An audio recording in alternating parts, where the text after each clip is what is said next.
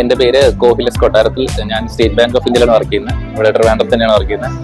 ഈ വണ്ടി B6 എന്ന് വെച്ചാൽ ഞാൻ ആദ്യം കണ്ടത് യൂട്യൂബ് വഴിയാണ് കണ്ടത്.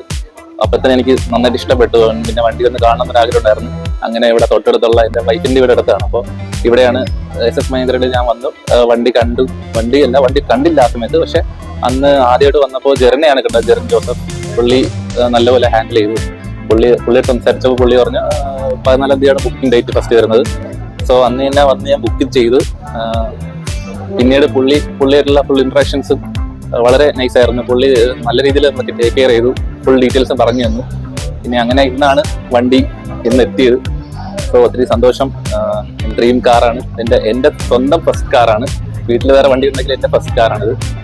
സോ ഒരുപാട് സന്തോഷം. SS മഹീന്ദ്രയ്ക്ക് താങ്ക്സ്.